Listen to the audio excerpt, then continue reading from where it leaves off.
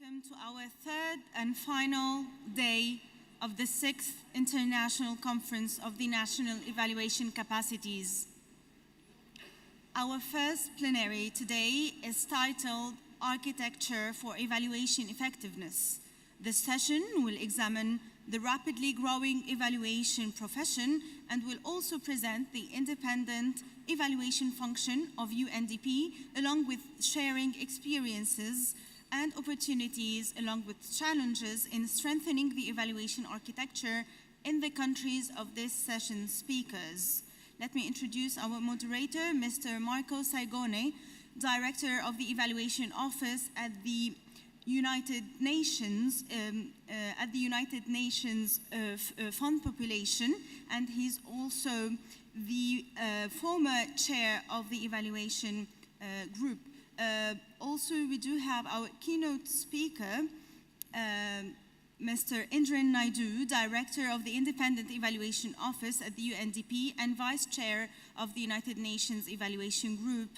Our speakers also is Mr. El-Hassan Al-Mansouri, the General Secretary at the National Observation of Human Development in Morocco, Ms. Esme Faith Shene, Chief Economist, M&E National Planning Commission at Malawi, Ms. Zorka Kordish, Deputy Secretary General of the Government and Head of Department for Government Strategies at Secretariat General of the Government of Montenegro, Ms. Violeta Kopes, Director, 4th National Economic and Development Authority at the Philippines, and Mr. Luis Reyes, Director General of Budget at Ministry of Finance of the Dominican Republic. To Mr. Marco Segone, you can start.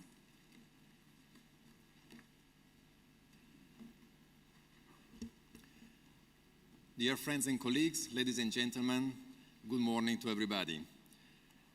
I think you will agree with me that so far this conference has been really very, very interesting.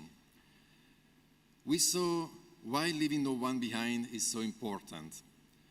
We also saw the importance of the nexus between the human systems and the environmental systems, how the climate emergency can have a dramatic impact on human development and the SDGs. We saw the fact that progress towards the SDGs needs to accelerate.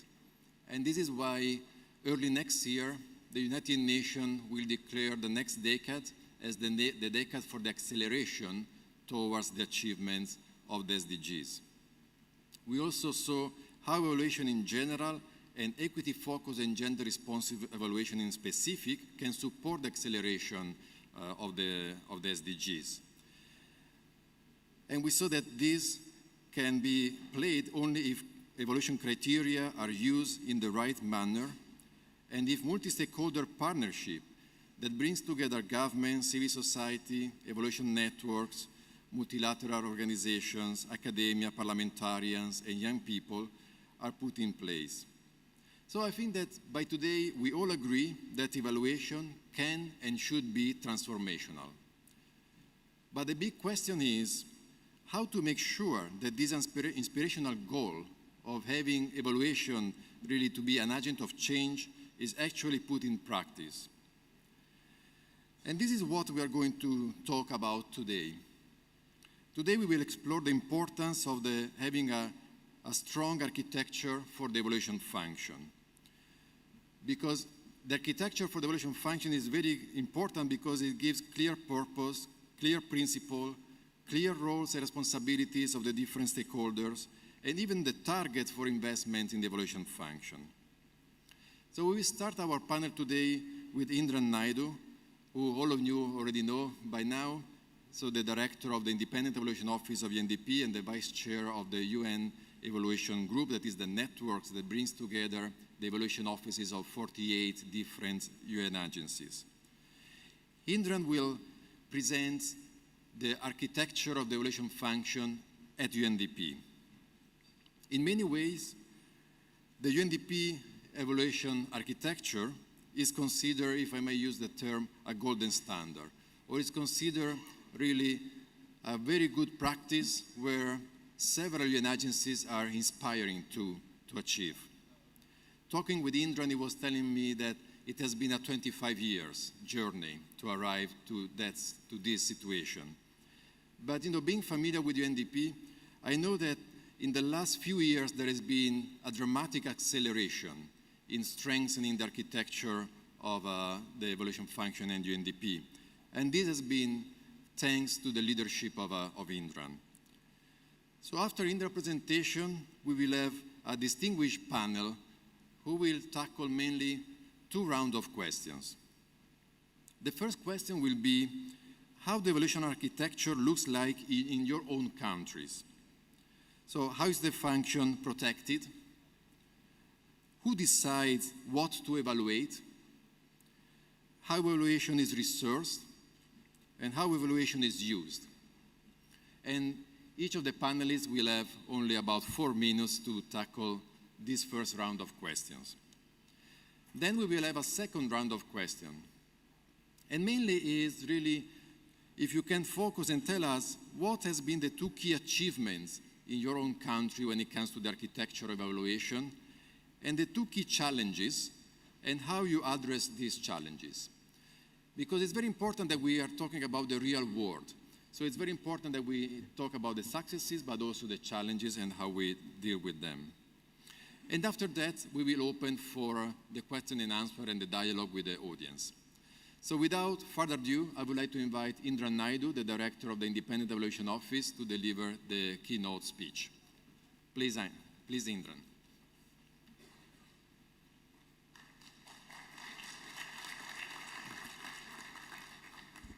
Thank you very much, Marco. Distinguished colleagues, ladies and gentlemen. It's an honor to make this presentation wearing another hat, and that's as head of the office. And what I'm presenting is some of the experiences we had in constructing the Independent Evaluation Office of UNDP, and the principles that we followed in order to get here as a sort of backdrop for the further discussion. So the IEO, in essence, it's functionally independent. It's guided by the UNDP evaluation policy. A critical element is that we report directly to and is accountable to the executive board, which comprises all member states. The mandate is to conduct independent thematic and programmatic evaluations, to prepare an annual report on evaluation. You'll see some copies out there, which describes the evaluative activities of the year, to also set standards and guidelines for evaluation, to monitor compliance on evaluation and share lessons. Before this conference, we had a workshop on the new policy, the new guidelines, and the purpose of that was to help the M&E officers across UNDP get more acquainted with the policy. And a key construct which links to why the I is there, the independent, we report directly to the executive board with oversight from the Audit and Evaluation Advisory Committee, as well as a quality assessment by the EAP. The office is $10.2 million in budget. We have 32 staff members from 23 nationalities speaking 26 languages. So we tried to make sure we had that element out. The directorate, we do country program evaluations, which is most of our work, corporate and thematic, capacity development section, the section that Heather is running, and of course the operation supports it. But the primary focus of the office, and for any evaluation office, is to make the organization or the country stronger. And that means having the following elements in place. You need to have sound evaluation systems and processes. You need to increase your evaluation coverage so there's adequate evaluative conversations, otherwise it's lost. You need to strengthen the decentralized evaluation. And even in the country level, it'll be your local. What does it mean there? Because that's where the real action is. And in terms of any SDG, your data has to come from the unit of analysis. We also focus on national evaluation capacity to advance the SDGs. This is the event we host, the largest evaluation event by government participation in the world, and has grown, and to ensure use. So I'll take you through a few elements. And if you see many policies starting from 2006 until 2019, you should be warned that to get a policy to where it may take a decade. And each one is an iteration on the earlier one. So this journey started a long period of time ago, and of course, I joined in 2012. We had a review of the policy. We adopted new evaluation policy in 2016. And just last month, the Executive Board approved the latest evaluation policy, which removed any ambiguity around independence, increased the budget, and gave us a specific role at the decentralized level. So as it rolls out, the IEO will have offices across the globe, reporting directly to the IEO director, and that will increase the oversight and coverage. And the elements of that you will see in this and the other paper. A key element here, of course, is the issue of the budget. Most significant change in the latest policy. We move from 0.2 to 0.3% of combined resources. Having a percentage for evaluation office is fundamental, whether it's pinned on government, etc. If you don't have a percentage, automatically over time you'll lose all the money and the office will get removed. And we have found that the percentage is important. Now, the other element is, in the United Nations Evaluation Group, our norms and standards gives a range between 1 to 3%. So UNDP is at 1%, and of the 1%, 0.3% is to the IEO. And of course, in decentralized, we look at regional officers, we look at the participation and recruitment of independent evaluations, we assess the quality and utility of evaluations, those results are out in the annual report, independently, and of course support capacity building in this regard. Now, who oversees the independent evaluation office? 3 levels. Firstly, it's the Executive Board, the 32 members representing the broader lot. And it's the custodian of the policy. It approves the evaluation plan, it approves the financing, and it is consulted in the recruitment of the director of the office. So whilst a professional function, the board had a very important oversight role to play. We then have an audit and evaluation advisory committee, which we report to 3 times a year. It's been a very important structure because it brings together the audit and evaluation professions. And what we do is we engage with them, but we are not accountable to the structure, but we engage, and they are actually an advisory. And of course, an element that has been most useful in the transformation we engaged in has been the construction of an international evaluation advisory panel. You need to bring in the intellectual strength from around the world to advise your work. And for the 6 years that I've had a panel, they have helped me to move the office from where it was to where it is, largely moving from an office that contracted evaluations to third parties and consultants to one that now conducts it. So every evaluation is signed by me in name. So we do the work, we do the evaluation. We still use consultants, but in a secondary and tertiary role. But the responsibility is the office, and that's been a major shift internationally. We have also dispelled the notion that in order to get independence, you need to outsource it. No, you don't get independence that way. Independence is through a whole lot of other measures, and having this good juncture where we're part of the organization, but are functionally and structurally independent has been very, very useful. Now, coverage.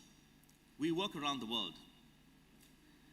114 independent country program evaluations. Every one of UNDP countries, so 170, before it goes to a new country program, the IEO evaluates it. And those evaluations are on the website. This year we are covering 39. And the moment it's done, it's signed, we debrief, it's there. We've made 1,185 recommendations, 2,500 key actions were planned, and 1,728 key actions have been completed. All this information is in the public domain on the website. Everyone can see how it is going. Transparency is the key element of evaluation. So we do cover the globe. For 2018, 2019, we evaluated $7.1 billion US. These are the countries we worked in, 14, and then it shot up to 40 this year. The reason for that is the board said we must have 100% coverage. We were at about 15 to 20. I keep talking about coverage. If you don't do enough evaluations in your country or at whatever unit, you will not create a critical mass for an evaluative conversation. Why do we do so many country program evaluations? Because we pick it up into thematics. So type of work that the office does, it looks at disaster risk reduction and climate change, support to middle income countries, private sector finance, conflict prevention, small grants programs, the full portfolio. And on the basis of the huge country program evaluations, we engage in meta-analysis. Once again, in the public domain. We present the corporate evaluations directly to the board. We have a management response, and that is accepted. The country program evaluations I present to the governments around the world. So once it's done, because the evaluand is UNDP, we present, we have all the stakeholders, we have a virtual workshop, we come to the end conclusion, and I sign it off as the director. And there's been a high appreciation for the country program documents because they're independent, they're rigorous, they're credible, they have qualitative and quantitative data. Which brings me to the key issue of quality. If you're independent, it doesn't mean you drop quality. Quality is fundamental. Your credibility is based on quality. And when I joined, I constructed an evaluation advisory panel of eminent persons from around the world, and they have basically been my think tank, walking with me in this journey that I've been in the office for the last 8 years. From the continent, I've got Rashid Ben Mukhtar, Bagela Chalesa, Zenda Ophir, and the other members all are very eminent thinkers, writers, teachers in evaluation. So IU has been very lucky to have the best minds in the world advise it on its strategy, and they review every evaluation before and advise me before I sign it out. Quality. Over the 6 years, I call it my cloud, my evaluation cloud, because they rain on me, knowledge. We've had 18 high-level events, 6 meetings. We have had 5 NEC conferences. They've advised on it. You would have seen in the OECD DAC, we had Professor Bagela, who was a respondent. We've had 3 external conferences, 165 inputs to evaluations. Every evaluation goes through the system, right? The numbers are quite huge. And of course, the diagnostic tool that was presented by Vijaya, they have advised on that. The corporate evaluations by Alan Fox was presented. And these are, and of course, the conferences have been advised by this panel from the intellectual point of view, because they are luminaries in their own rights. They are journals, editors of the evaluation journals, authors of the evaluation books, and people who are in the academia and in the practice. So I would advise you, even at a country level, bring in the academia, bring in the think tanks to help you build your methodological basis. Because if you have that credibility, you will have better quality evaluation. You're more likely to get the evaluations received well. My point again, independence does not mean you drop the quality. Of course, you'll see we're from all over the world. We have a very diverse office. And of course, we've entrenched independence in the period. If you got independence, you're more credible. You can access the constituencies, and you also can debrief with greater authenticity. One of the great dangers evaluation units have in ministries is they're perceived as part of the politico. And when they present any material, it gets contested. Currently, you know the debate on independence around the world. Okay? You know, whose truth matters, etc. So we moved, and we also changed the name because it really, to entrench the point, from evaluation office to independent evaluation office. It makes a huge difference when we access communities around the globe because they want to know whether they can trust you. They want to tell their story not to the organization, but to a third party of the organization for confidentiality and for knowing that the story will go up. It's an important distinction. We changed the model from consultant-led to professional-led. My staff do the work, I sign off, teams go around the world at any one time. We're in 40 countries this year. It's made a huge difference. You develop a group think, full coverage, and of course, we also are supporting the UN reform needed in the context that we have here. Now, let's look at the element of quality assurance. The elements I'd like you to consider is the reason you want to have a quality assurance. You will have a vision for your ministry, you'll have the contributions, and you'll have implementation. But there is an element of independence. How do you advise on policy and other issues? But a key issue is methodological and the reports. So the ICPEs that we have right now, every single one of them is in a completely different methodology. They ask us, what's your unit of analysis? Where's your data? How did you extrapolate? How do you move from findings to conclusions to recommendations?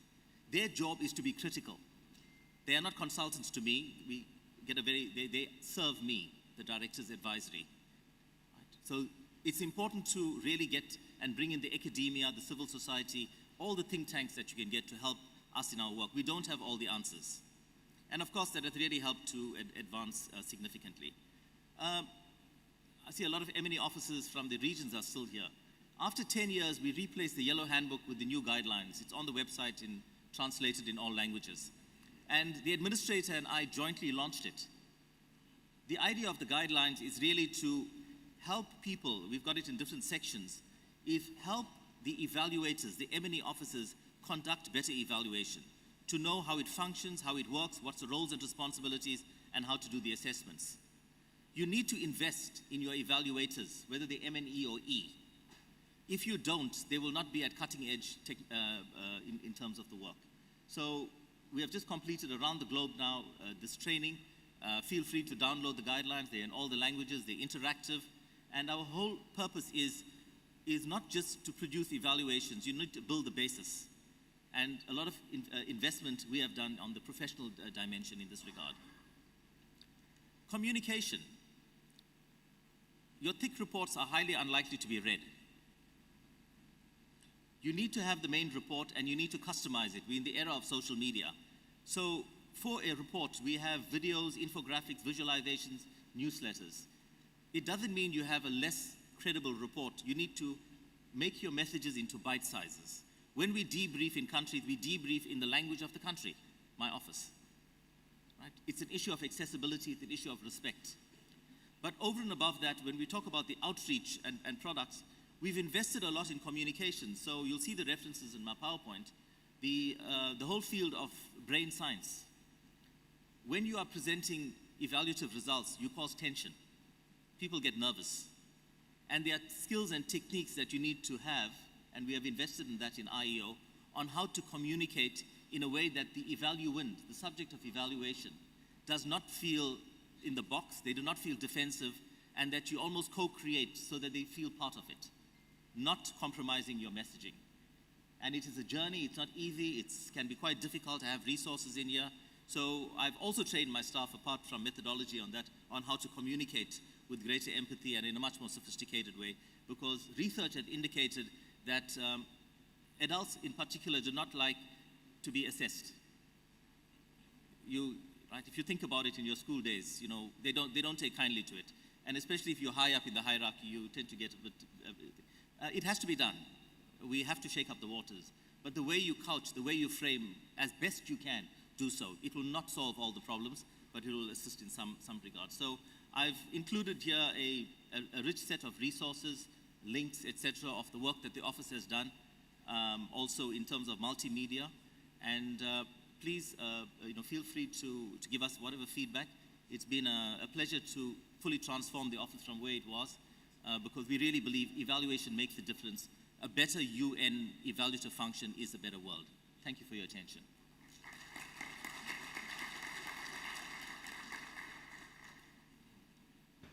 Well, thank you very much, Indran, really for presenting what is a full-fledged evaluation function in UNDP.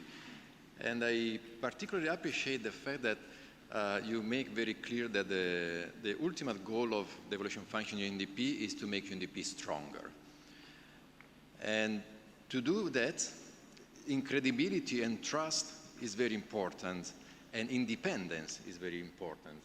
And you clearly made a very strong plea for having independent evaluation functions.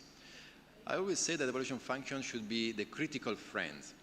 Friends because we have the same purpose of our senior manager or our ministers or our presidents, and that is to help either our organization or our country to achieve the development goals. But critical because being independent, we can afford to say what works and what does not work. We can afford to speak truth to power. Obviously, you highlight really the importance of having a strong evaluation policy and how many reiterations it takes to come to a strong evaluation policy. And the importance of reporting directly to the board in the case of a UN agency, and in the case of a country, that would mean the importance to report directly to the parliament. And last but not least, also the importance of having a protected and secure budget for evaluation. You know, I always like when Indran says, you have to see the budget for evaluation not as a cost, but as an investment. Indran is always saying, the 1% that you spend for evaluation is really to make sure that the remaining 99% of the organization or the country budget is used in an appropriate in an effective and efficient manner. And last but not least, really, the focus on communication and use.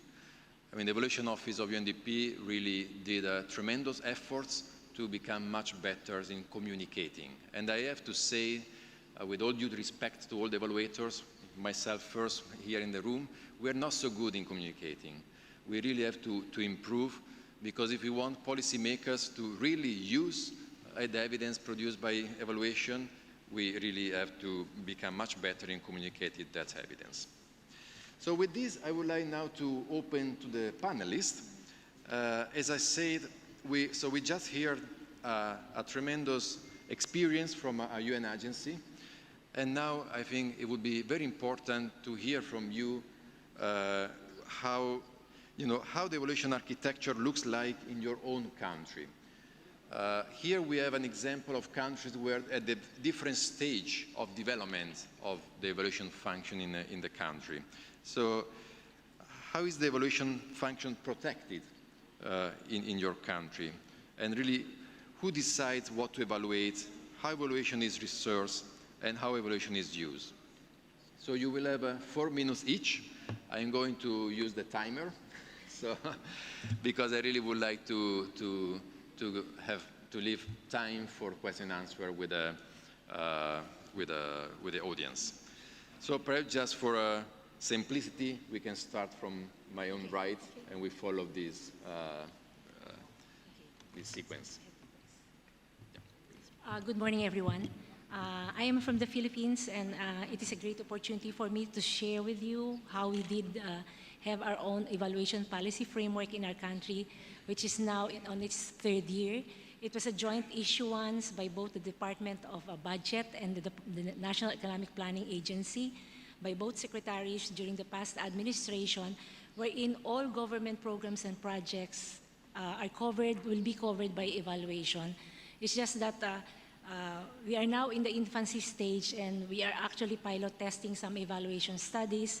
And together with the Budget Ministry, they gave us initial funding for the conduct and commissioning of evaluation studies since 2015. And on an annual basis, they give us annual funds to continue on doing evaluations. So that's the architecture right now. We have these annual M&E forums wherein we share whatever lessons learned from initial evaluation studies to all government stakeholders, even the academe, development partners, civil society. It's composed of around 300 participants on an annual basis. There are learning sessions. We invite international experts through video conferencing, and even they come to the country to share evaluation tools, techniques, practices, like Marco was one, Marco Segone was invited once, Ada Ocampo. We have Better Eval invited through video conferencing, also from New York, UNDP, and the other partners. So we also have CSOs there because they are partly engaged in evaluation studies, either as data analysts or data collectors, and also evaluators who are professionals in this field who are engaged in these evaluation studies.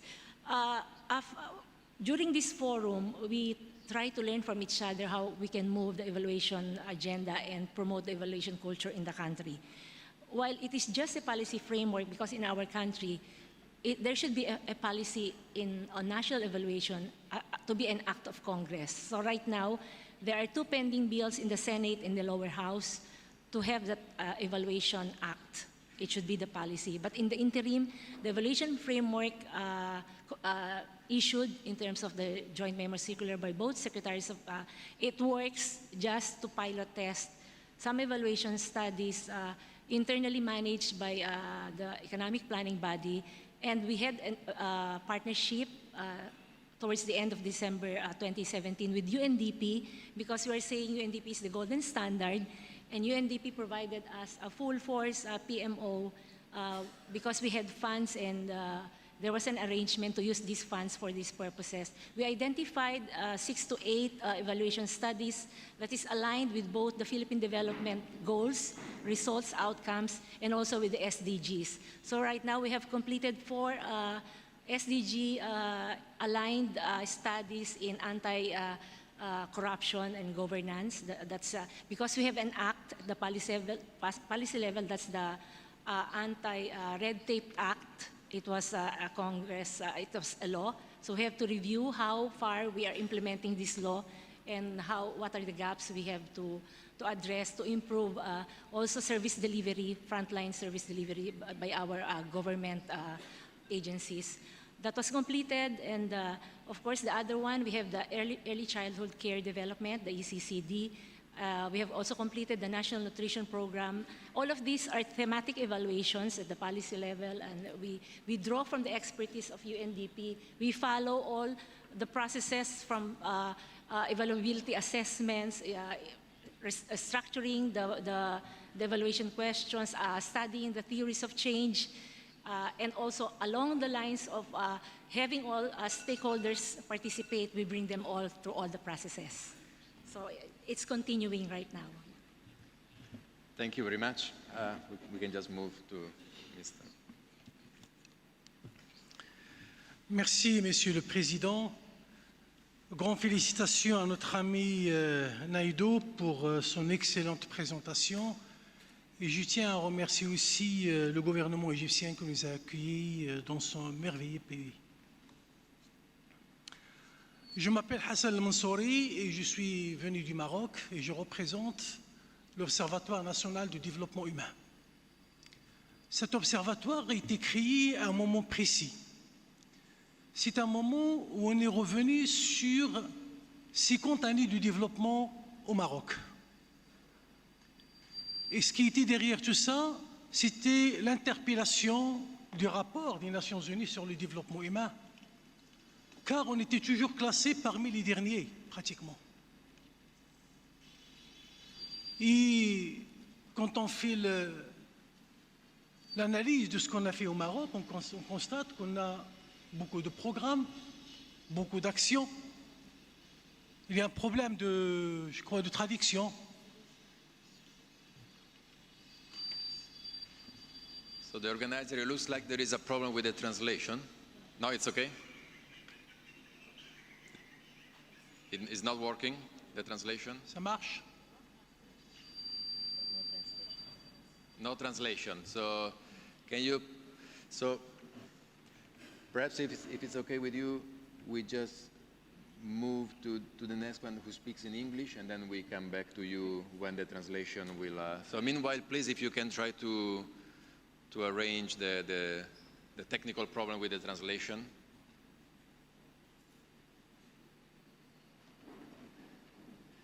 No, there is no translation in either way. I thought it was only from French to the other languages, but it looks like it's all everything.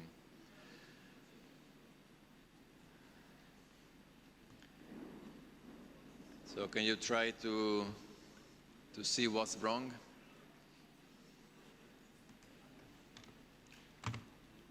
Let me see.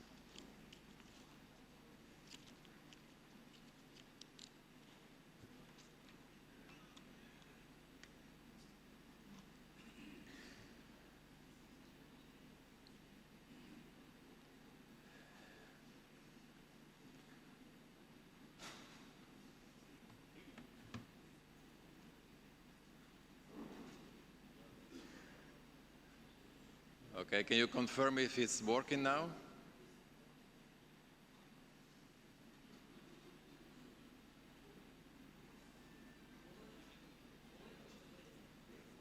It's okay? Okay. So sorry about the technical problem. Merci, donc je recommence. Je suis El-Mansouri Hassan. Je suis venu du Maroc et je représente l'Observatoire national du développement humain. C'est une création récente. C'était en 2006, suite à la publication d'un grand rapport sur le bilan du développement humain au Maroc.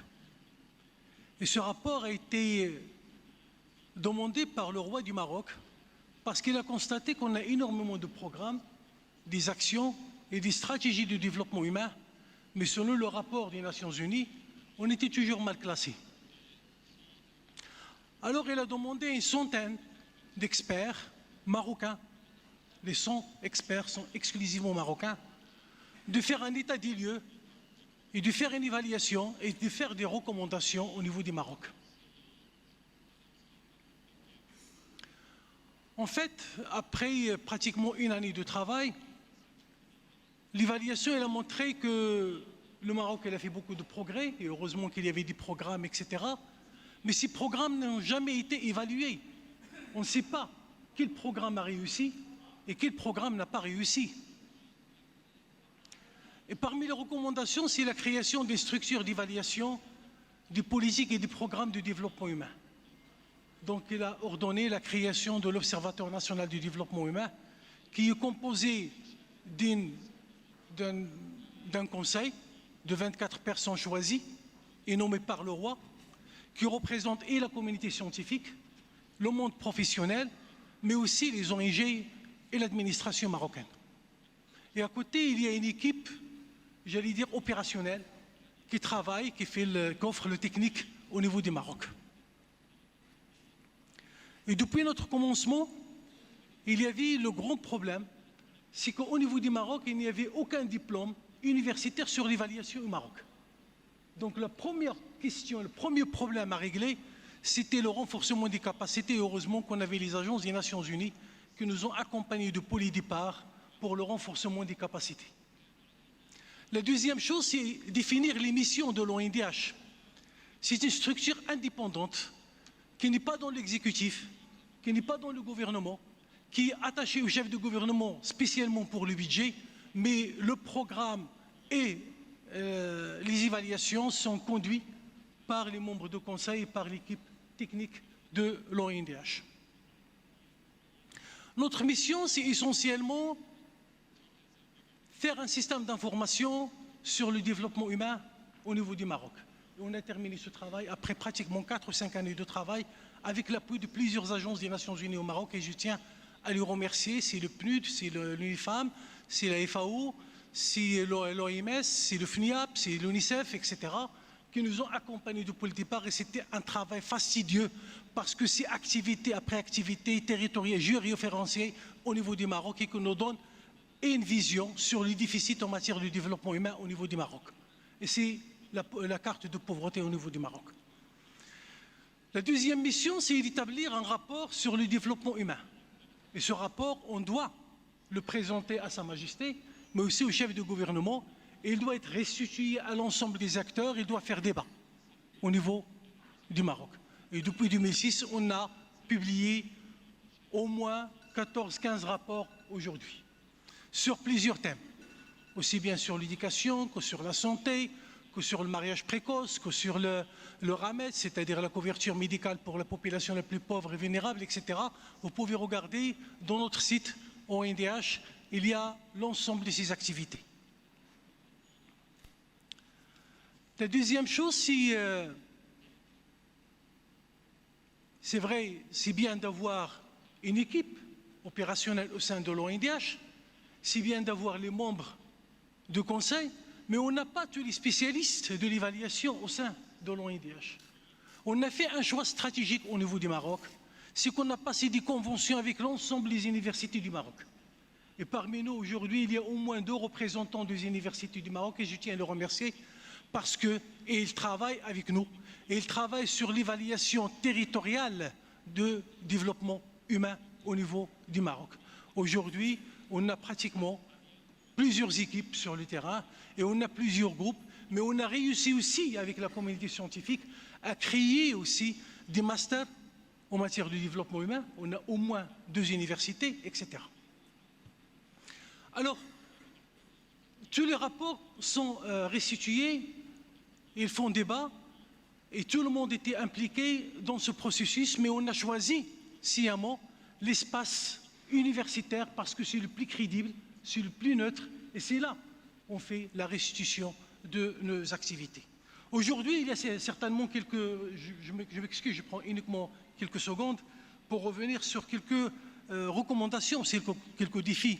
C'est vrai que depuis la création de l'INDH, il y a la restitution de 2011. Et dans la Constitution de 2011, il y a un article, c'est l'article 13, qui insiste sur la création des structures d'évaluation au niveau du Maroc.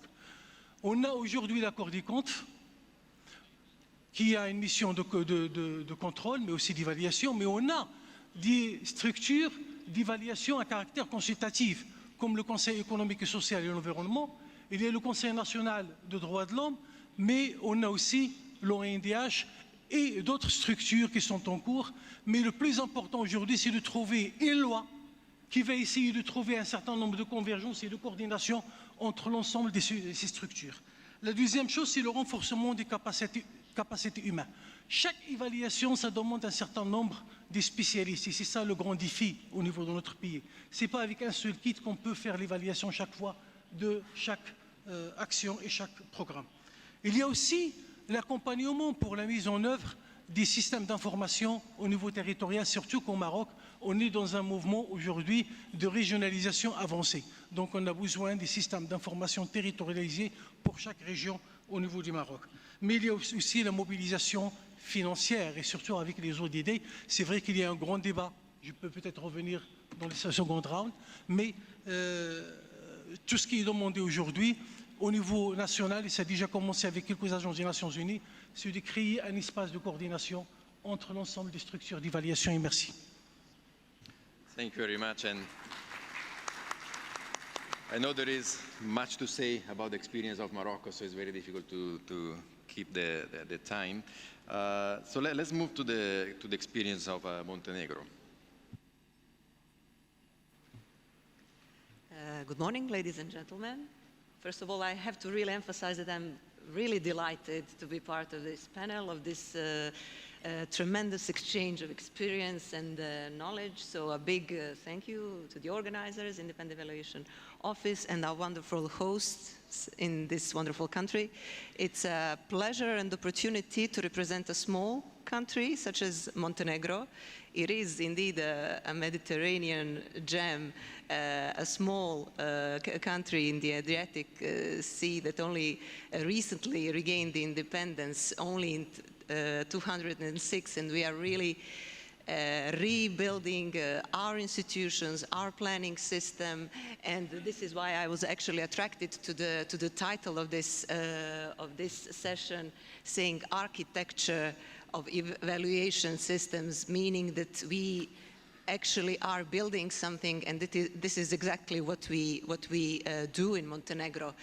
In the last decade, Montenegro public administration reform and building of institutions was heavily determined by the obligations stemming from the Montenegro's EU accession process, because Montenegro, nonetheless being the front runner for the accession to the European Union, had to address many obligations in terms of transposition of legal acts into national systems. And this provoked also a vast number of, or maybe to say a hyper production of strategic documents, hyper planning. So something needed to be done in terms of improving the planning system, improving the policy coordination, and this is why the Center of Government of Montenegro recently introduced a new reform on policy planning, on major quality of strategies. Just to emphasize that when we did the mapping of our strategic framework, and I shared some materials maybe later if somebody wants to see how our system of strategies look like, we found out not only the hyperproduction of strategies, but that they were also of uneven quality, and evaluation in major number of cases was missing. So only third out of more than 120 strategies in our system actually envisaged evaluation. So something needed to be done not only in terms of the quality of strategies, but to raise the awareness that the planning culture across administration needed to be changed. So this is why we worked. Since 2017, we worked on the legal framework for strategic planning. We introduced the decree on drafting strategic documents that addressed, first of all, the quality of strategies, but also the necessity for the strategies to be evaluated. So to be now more specific when it comes to evaluation, I don't say that legal framework resolves it all, but it is still very important that we have in the legal framework the obligation for all the strategies to be drafted in the way such to allow for a quality evaluation, that evaluation reports are a mandatory part of final reports of, on implementation of the strategies, and the key principle is that evaluation is the inherent part of the policy planning cycle. So evaluation findings need to be used not only to assess the successfulness of a single policy or a strategy, but to be embedded in the future policy planning cycle. So findings of the evaluation needs to have its purpose and its value.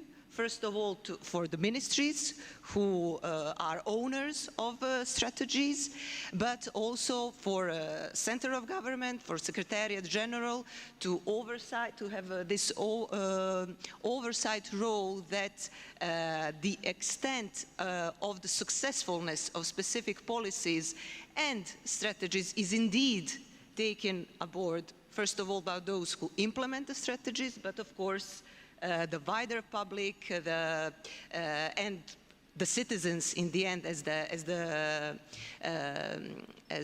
our final and ultimate target group in terms of the policy implementation.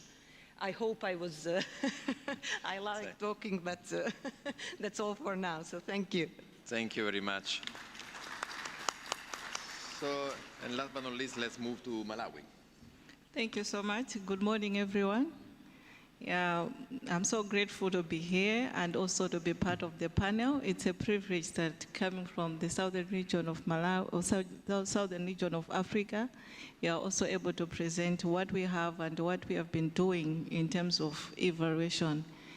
Coming from the National Planning Commission, like in Malawi, currently we are developing the monitoring and evaluation policy.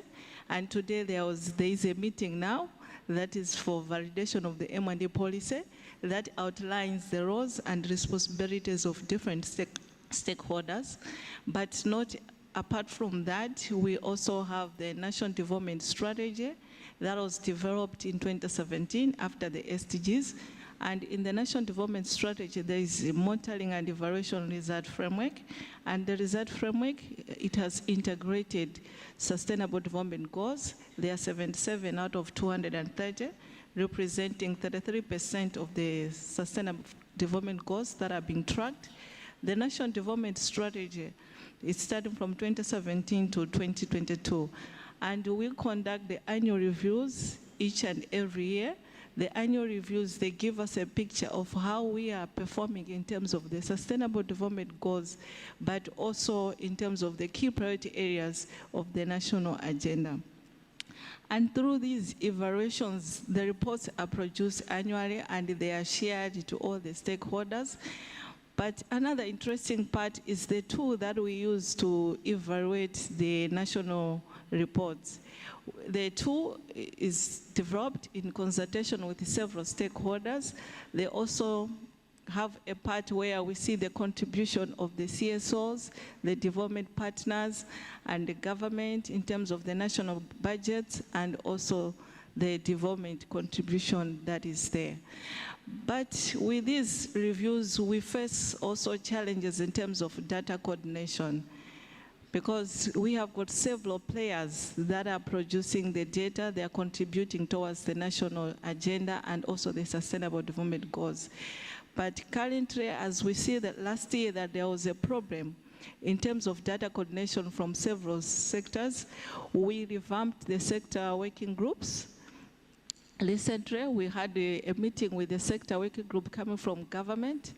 So we get their status. It was a roundtable meeting where we get the status of the sector working groups, and also we also get the best experiences that are there. So it was like a sharing experience, how other sector working groups that are working, what is it that they are doing, and how others can borrow a leaf from there.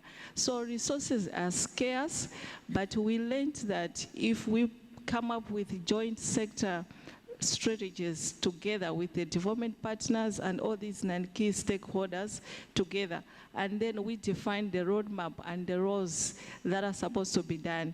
These other issues of resources, it's going to be dealt amicably.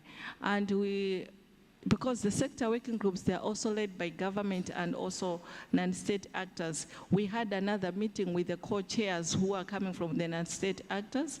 We also learned of the challenges that they are facing in terms of leading the sector working groups together with government. And also there was an issue that was very interesting to my part, that in the sector working group, we had one that looked at gender and children. But now there was a plea from Save the Children to say, no, can we come up with a sector working group that only looks at issues concerning children and the youth. So now we have developed a new sector working group that only concentrates on issues concerning children and the youth, that we make sure that we don't leave anyone behind. Because we know that even children, they are facing problems, starting from the newborns, the under 5, the adolescents, and at all levels. So making sure that we are not leaving anyone behind, we want also to concentrate on issues concerning children and the rest of the nation. And also, the reports, they are shared at different levels. Once the report is produced, it's here to inform policy direction, and recommendations are made. What is it that we've done well, and what is it that we haven't done well? And the lessons are learned for future planning. And not only that, but we also involve different stakeholders once we have done these evaluations, like National Statistics Office is much involved in terms of the indicators and developing the baselines of several studies that are going to be undertaken. Lastly, the achievements that we have done so far, we have managed to come up with the Sustainable Development Goals for Malawi, a baseline, and also an annual progress report for Malawi itself, for the SDGs. And all these, they are informing us how we are doing in terms of the SDGs and the plans that we're making in the whole. Thank you. Thank you very much. So first of all, please join me in the first round of applause for all the panelists.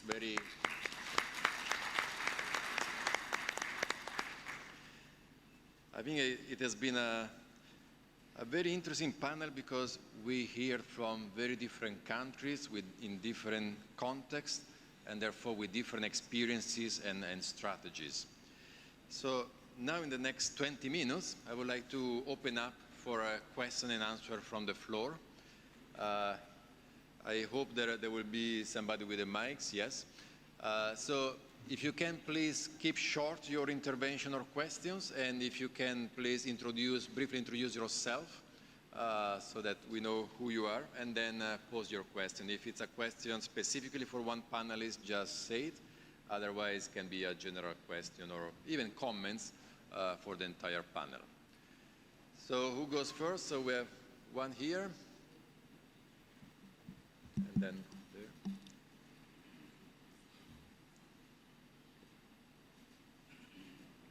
Yeah. Good morning. Thank you for this presentation and panelists.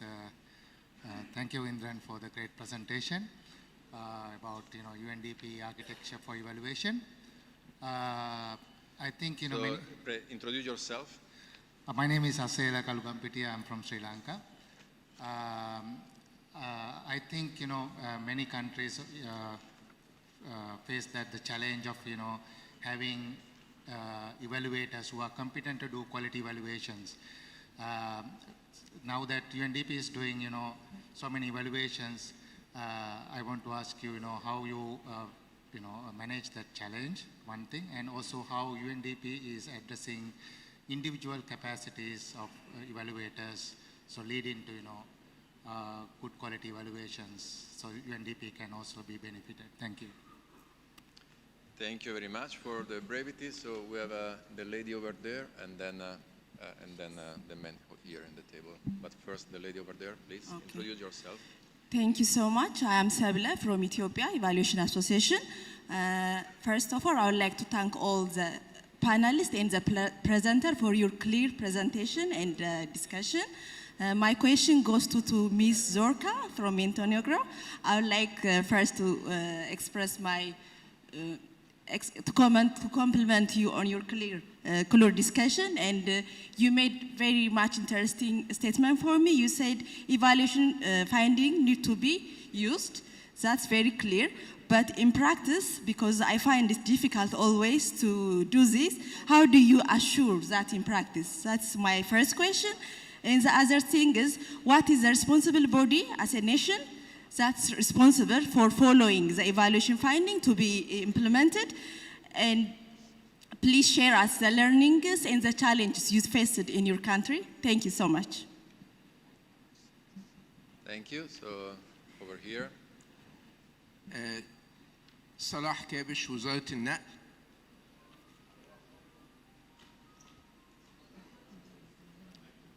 وزارة النقل جمهورية مصر العربية.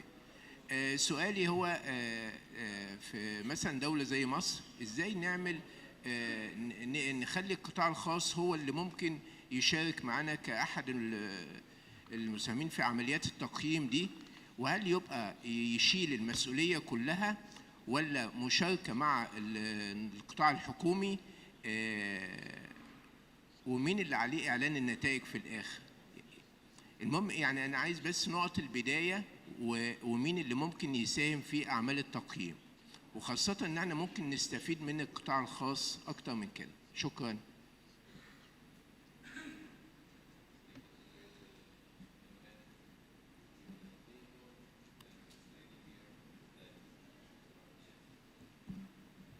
صباح الخير. سؤالي لمستر أندرو نايدو.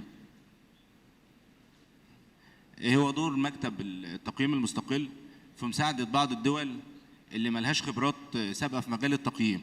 يعني مستر حسن منصور يتكلم ان ما كانش عنده ناس ذات كفاءة في التقييم او خارجين الجامعة درسوا التقييم، وكذلك ميسيس مونتينيجرو كذلك برضو ما كانش عندها، هي دولة ناشئة ما عندهاش خبرات سابقة في التقييم. هنا دور المكتب ايه؟ مش المفروض ان هو يكون داعم اقوى في وضع استراتيجيات ووضع أسس للتقييم هم يشتغلوا عليها؟ شكرا.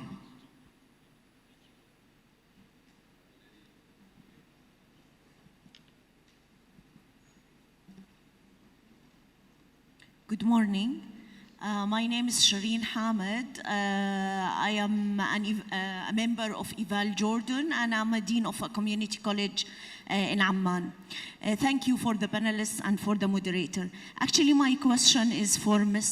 Zorka about, you mentioned something about a legal framework for strategic planning. And I liked another terms that you said about the quality of the strategy. Actually, for me, this is so new. I attended a lot of conferences, but never heard about a legal framework for strategic planning. So can you please elaborate more about the methodology of developing such legal framework? Who are the members? How the utilization? How the follow-up on the quality of the strategies? Thank you so much.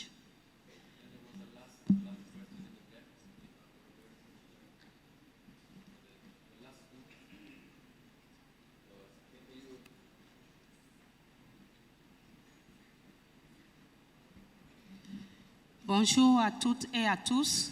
Je suis Blanche Sonon, je viens du Bénin. Je suis la présidente du réseau Social Watch Bénin qui assure le suivi et l'évaluation alternative des politiques, programmes et projets de développement. Je félicite les panélistes. Ma question s'adresse au Maroc. Je voudrais demander si le fait que le premier responsable de l'observatoire soit nommé par le roi assure l'indépendance de l'institution et si l'observatoire implique la société civile, le cas échéant, comment et à quelle étape? Merci. Thank you. There was a last one. No? Not anymore?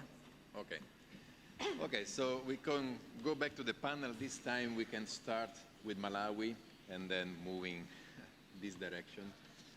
And then just tackle either if there is any specific question that was posed to you or any general question or any last key comments that you would like to make. Okay. Thank you for the questions. Like in our country, in terms of the capacity of evaluators, recently, because of the reports that have been produced, we have seen that there is a challenge in terms of evaluation. We formulated a technical working group of monitoring and evaluators coming from different ministries, the planning units. So this team, they sit together and then they discuss issues pertaining to evaluation and also to assess the needs that are there in terms of capacity building, so that at the end of the day, they are able to know and understand, because they share different expertise that some of the members coming from different sectors they have, because this team is coming from different planning units that are there in the ministries, departments, and agencies. And also, just to talk about the quality of evaluation, as I said about the national development strategy that we have, it has got a monitoring and evaluation framework.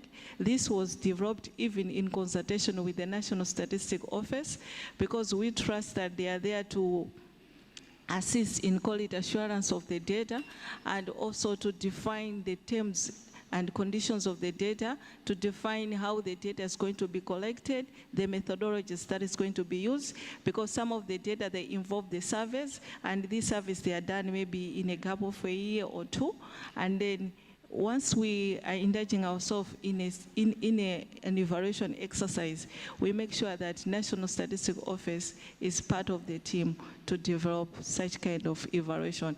And also involvement of different stakeholders, because when you are coming up with an evaluation study, you have to realize that it also concerns different stakeholders because of what they are doing. Like recently, there was a study concerning water, health, and sanitation. With this study, it was under this mixed study, but we realized that it only concentrates issues concerning adolescents in primary schools. But there was also a view to say, okay, let's also come down to reach out to kids starting from 9 even to 10 years, because they also have some issues that they are facing in terms of health and sanitation. So when we involve different stakeholders, when you are preparing for an evaluation, it assists so that you are able to capture each and every relevant issues that are needed to be captured through the study, bearing in mind that resources, they are very limited, so that you maximize and optimize the study itself. And in terms of lobbying for the evaluation, in this area, we should try as much as possible to make sure that we preach about the message of evaluation to different stakeholders at different levels. We can also meet the parliamentarian committees just to tell them the advantages of evaluation and the goodness of it if we use the evidence-based planning.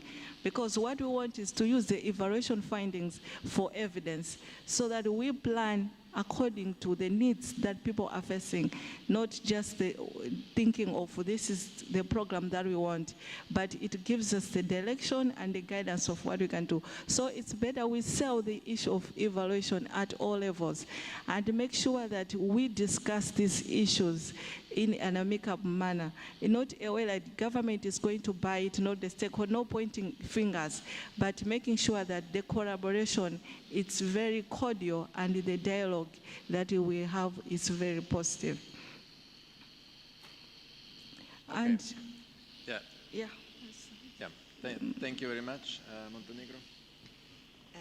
Many thanks for the questions, and indeed, first of all, in general, on the quality evaluation, a very valuable remark. Why is that we are linking the quality evaluation to the quality of a strategy, of a sector strategy in our case, is that only with, first of all, quality data and the initial concept contained within a strategy, you can actually properly evaluate a certain degree of success of a specific policy. That's why we insist in our legal framework, in our methodology, on minimum quality criteria for every new draft strategy produced and proposed by each ministry to the government. The fact is that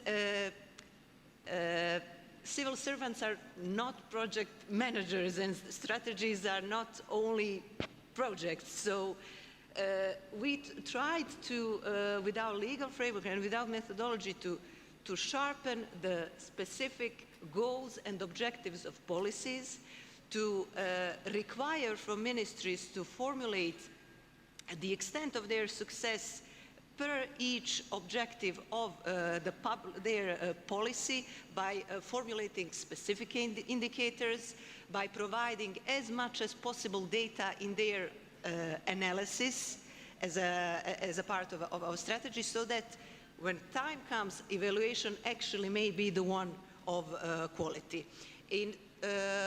Many thanks for the question also on the use of evaluation. So we have spent like a couple of days of pointing out that the purpose and the value of evaluation is important.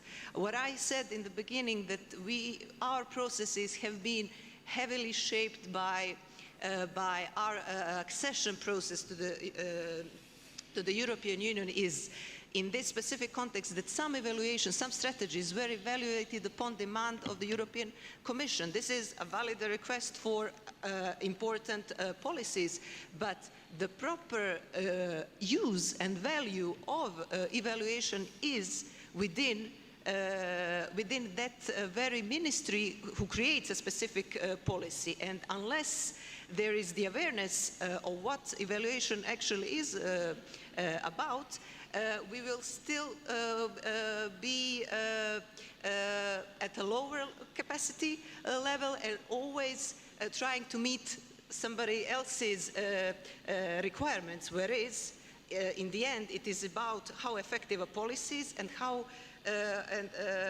much does it contribute to the quality of life of our citizens. In specific terms, how to use evaluation, what we do in the Secretariat General, we have a quality check table for every new draft strategy. The first thing we look at for a new draft, whether and to what extent in the analysis of the new draft, findings of the previous evaluation of the previous strategies have been taken aboard. This is not an easy task because, as I said, many of former strategies did not envisage a mandatory evaluation. So basically, for the time being, there is not even a clear border between, a clear difference between abundant analysis of the state of play and what the evaluation of a former policy was. Because in some cases we do have quality evaluations done mostly by external evaluators and supported heavily either by European Commission or other donors. Use of evaluation from the perspective of the center of government, of our, is apart from feeding into a new policy planning cycle. This is very important for the policy, but we have one very specific point in the agenda, if I can say like that. I said in the beginning that we had too many of strategies in the system. We now use evaluation of current strategies also as a tool to make certain strategies expire. Not because we just want to simply reduce the number of strategies, but because we really want to have a dialogue with the ministry whether that specific problem in society needs to be addressed with yet another strategy, or there are other more specific tools. So this is another way of using evaluation for the time being. The future use of evaluation will definitely be broader, hopefully, because I agree that there needs to be more of this topic in the educational system. We have for the time being only one program on our methodology of developing strategy that deals with evaluation only by one module, so there is room for even maybe transforming it into a master program or something like that. So on educational side, there is a lot to be done. And finally, just regarding a legal framework, just to, I'm available later for discussion, and the integral part of our legal framework is the methodology that is actually available in English. It sets up minimum quality criteria for the strategies, and we can discuss more about the model and the implementation. And I thank you very much for your question and interest. Thank you very much. I would like to leave Indran last, in the case he has also some concluding remarks. So we can move to Morocco. Merci, Monsieur le Président. Merci pour ces questions très précises et très pertinentes. Moi, j'ai capté au moins 3 questions qui m'ont demandé énormément de temps pour répondre, mais rassurez-vous, Monsieur le Président, je vais être rapide et précis. La première question, c'est sur les ressources humaines. Et c'est vrai, quand on va faire une évaluation, il faut avoir des formations très pointues et des experts très pointus. Et cela dépend de la fiabilité de l'évaluation. Si on n'a pas des gens qui sont bien formés, qui n'ont pas d'expertise, qui n'ont pas d'expérience, on peut avoir une évaluation qui n'est pas crédible. Et depuis le départ, c'est-à-dire depuis 2006, on a opté par un partenariat. Et on a fait le choix d'externaliser un certain nombre d'études et d'évaluations qu'on ne peut pas faire au niveau de l'ONDH. Le partenariat, c'est avec des services, avec des pays qui ont un capital en matière d'évaluation. On a commencé avec le Mexique, avec le Brésil, mais aussi avec d'autres pays avec qui on travaille et on tire un peu comme profit de leur expérience. En même temps, on a, comme je l'ai dit tout à l'heure, on n'avait ni master ni doctorat sur l'évaluation au niveau du Maroc. Nous avons convaincu les universités pour créer des masters et pour créer des doctorats. Heureusement, aujourd'hui, on a, moi personnellement, j'ai soutenu plusieurs thèses de doctorat sur l'évaluation de politique publique et on a créé au moins 3 masters sur l'évaluation des politiques publiques en matière de développement humain. Et là, c'est un gisement pour nous. Et là, c'est un vrai capital pour faire l'évaluation, même au niveau national, mais aussi au niveau régional. Mais en même temps, on a fait un partenariat aussi stratégique avec les universités pour leur confier un certain nombre d'évaluations au niveau de leurs équipes universitaires. Donc voilà comment on a essayé de développer cette expertise au niveau du Maroc, et bien évidemment, il y a l'appui quotidien et continu des cadres de l'ONDH pour qu'ils soient formés sur les méthodes d'évaluation au niveau mondial. Le deuxième point, c'est sûr, si j'ai bien compris, à quel moment on lance l'évaluation et pour qui. Au niveau de l'Observatoire national de développement humain, on a 2 canaux. Soit l'autosaisine, c'est-à-dire c'est le conseil, les membres du conseil, qui se positionnent sur le débat politique au niveau du Maroc et disent voilà, aujourd'hui il y a un problème de contenu de l'éducation, il faut aller voir pourquoi on n'a pas réussi. Ou bien les régimes d'assistance maladie, c'est ce qu'on a fait, c'est ce qu'on a publié. Il y avait des questions par les parlementaires, mais par aussi les acteurs sociaux au niveau du Maroc, et on lance une évaluation. Soit qu'on a la saisine des départements concernés, comme c'est le cas avec nous, On a fait des conventions avec le ministère de l'Éducation, avec le ministère de la Santé, avec le ministère du Développement social, et ils nous confiaient un certain nombre d'évaluations.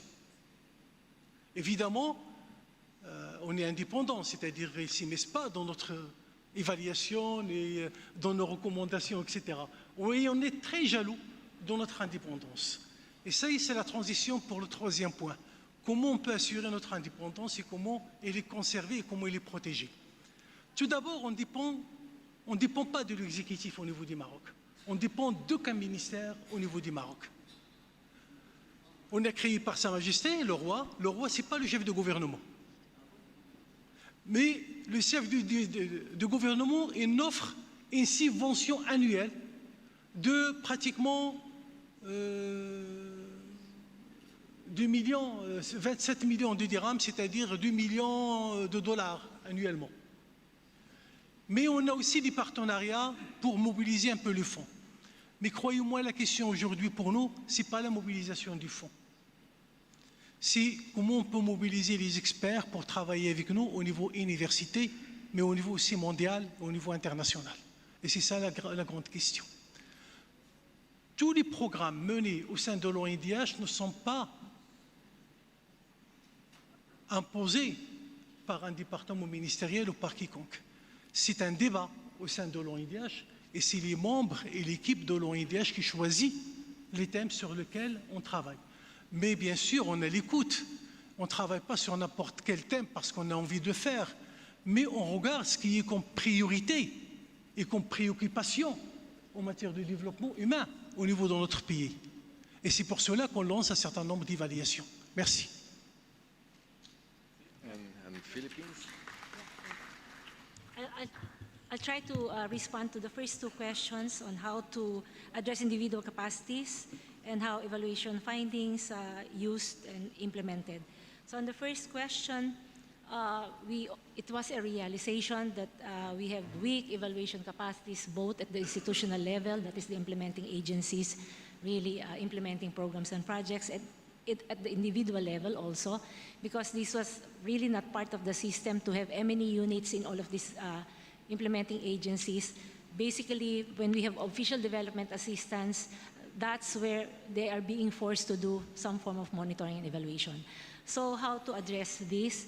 We are developing, actually we have a concept note and we are doing this with under the UNDP in our agency partnership arrangement to formulate a training program that is both short-term and a certificate course and evaluation through our respectable training institution. We have the Development Academy of the Philippines.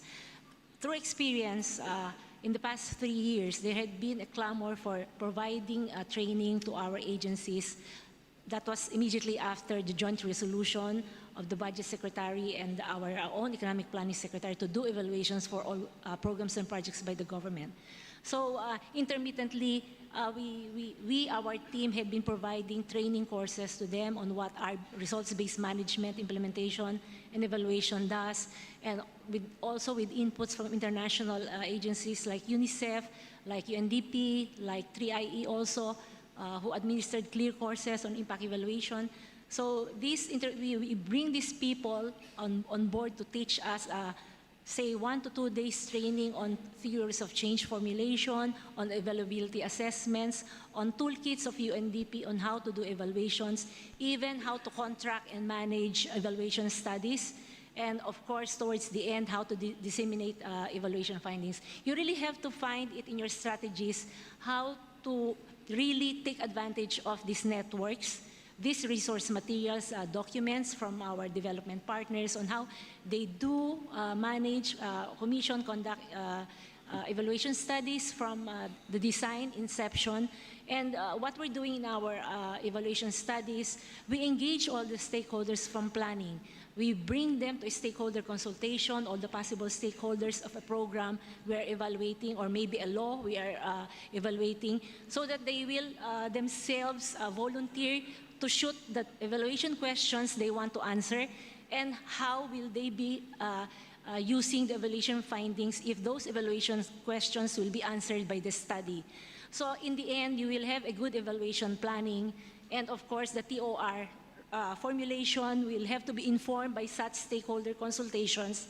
And then, when you are done and quality assured terms of reference by UNDP, then you can commission, and we also take advantage of the roster of professional evaluators by UNDP, whether it's international or local evaluators. They have a good pool of resource persons for doing evaluations, and that's why we are successful in getting quality evaluators. We realize also that we have no local professional evaluators, so that's why the certificate course or training program will at least elevate our local evaluators to some standards of the UNDP on how an evaluator, the qualities of evaluator should be. And the certificate program will also take advantage of the resource materials from 3IE, because we have parallel studies jointly commissioned by Australian government through a policy window for 3IE, doing 3 impact evaluations for our country. So it's really networking, collaboration, and networking. And UNICEF also assisted us in really assessing evaluation capacities of our top 10 implementing agencies. What are the gaps in terms of their capacities? What are the M&E units doing? How will they set up the M&E units? And all of these things happening at the same time. So when we have these inception reports quality assured, they just simply have to, the evaluators commissioned for the studies will have simply to do their own evaluation studies, report to the stakeholders again, in the interim reporting, but all of these are guided by evaluation reference groups, basically composed of our 2 lead agencies, the Economic Planning Agency, the Budget Agency, and we bring in also the think tank of the Philippines, the Philippine Institute for Development Studies, and we bring also the development partner in the evaluation reference group, specifically if these are ODA financed programs and projects we are evaluating. And of course, the proponent implementing agency should be there along the way, so that we can quality assure and provide advice on how to go about finalizing the interim evaluation reports.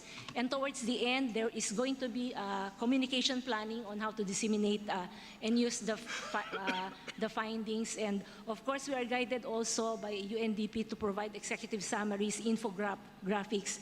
And this November, in my M&E Network Forum, I will be launching the evaluation portal, which was also commissioned through UNDP, so that it will be the databasing for all our evaluation studies for wider access for all our completed evaluation studies, linked to our Philippine Institute of Development Studies. And in all of our evaluation initiatives, all surveys will have to be reviewed, cleared by the Philippine statistical agencies. We have an ongoing agreement with them that all surveys will have to be cleared by them before we can proceed with the actual conduct of the surveys if it so requires. So those are the things we're doing right now, and it's basically difficult in the beginning because we have to hit the ground running when we do evaluations. Sometimes in the local, there are evaluation studies we commission on our own without the guidance of UNDP. There have been failures also, but we learn from failures. What's important is that you start off with somewhere and practice it, because we have a policy there. We have to practice it in the absence of formulated and accepted guidelines, which we will also launch this November. Also to the assistance of consultants from UNDP. It's a local contextualized evaluation guidelines that will operationalize our national evaluation policy framework. And we will be lucky because if there's going to be a firm policy by Act of Congress on Evaluation Act, then all hard work and initiatives we did will have to be carried on through that act. And agencies will be provided their own individual funds for doing evaluations, and the certificate course will elevate them at that level that they can even do self-assessments, ongoing evaluations of their ongoing programs and projects they implement. And of course, at the policy level, we will be there to really link whatever evaluation initiatives we have with respect to the committed SDG targets. We have PSA already is collecting 72 Tier 1 indicators, and maybe later on, should they decide that evaluations across those indicators will be done, then we will be prepared to conduct evaluation. We have the tools, we have the processes in place, and at the same time, we are building capacities of our institutions and individuals. Thank you very much. And so last but not least, Indran, and also if you have some concluding remarks from your side for the session. Thank you very much. This has been a rich session and we've learned a lot. Just want to make 3 points. Building an evaluation culture is the business of us all. And the way we can do so is with partnerships so that we draw on the relative strengths of each other. And I think events like the NEC, which is always in partnership, we've done this with the Egyptian ministry, shows that you can do a lot more in partnership than on your own. Which links to the 2 direct questions that I was asked, is the role of the IEO UNDP in building evaluation capacity. The core business of my office is the conduct of evaluations, and it will remain that, because that's for the accountability learning purpose, and most of our budget goes there. But we have over the years built up a skill in evaluation capacity building through the NEC series, which has grown tenfold. And as far as the NEC goes, we have the Evaluation Resource Center, which is searchable. There's some information here, which has some 4,000 evaluations, all the case studies, the descriptions. And in the NEC series, we actually, through the convening power of the UN, we bring together partners to share experiences, and that's the best we possibly can do. We have added as capacity the pre-conference training workshops, twice the number this year than before, 270 participants. And that, again, we don't do it on our own, we do it through partnership. So that's been the element. I think the final point I wish to make is, in the conduct of evaluations, we are building evaluative culture. So when we do the ICPs in 40 countries around the world, as best we can, we use local consultants, local capacities, because they know the context. And we have done that as part of our sort of informal way of building up the skills as and when it exists. It doesn't exist in all places, but if we can, we do so. That's the first point. I think it's indirect, but it's important. The validation of the work of the IEO was noted this year when, for the first time, a course on evaluation in the UN, case study of UNDP IEO, was presented at the International Program for Development Evaluation Training. Heather and Ana Rosa did that. And that's part of the materials. The guidelines, which has over 1 million downloads in multiple languages, indicates, we try to show in a very easy way how you can build up. So it's also about people teaching or taking responsibility for their own learning, not just having conferences. I think as budgets go down, these are going to become luxury events. More is going to be done virtually. And we need to accept that and to work much more creatively. And to leave some concluding thoughts is, I want you all to reflect on the acronym ICU. The strength of any evaluation is an intersection between the independence dimension, which is structural, behavioral, policy, the credibility dimension, which has been spoken about so well here in the universities, the Morocco and other experiences, because if you do not do sound research, you are doing bad evaluation. Evaluation is just making judgment. It's about having a process that is that meets research standards, and that's the thing. And if you have those elements and you have your communication right, and we spent a lot of time in communication, you'll get the utility. If we do not do work and there's no uptake on what we do, and the best way to know about uptake, as we have in the IEO UNDP, is action on recommendations. If you make recommendations, you need to track whether there's action. If you don't have utility, we don't have relevance. So on that note, we invite you again to our website. We are moving to the virtual world, and you'll see how transparent and how we try to share this diverse experience of the world in evaluation for really a better world. Thank you, Marco. Thank you very much, Indran. So, dear colleagues, we are at the end of this fascinating panel. So let me just share the 3 takeaways from my side from this panel this morning. So first of all is that evaluation can and should be an agent of change to achieve the SDGs with a specific focus on leaving no one behind. The second is that for that to happen, we need a strong architecture of the evaluation function to protect its independence, its credibility, and its utility. And the third is that there is no blueprint, there is no magic formula.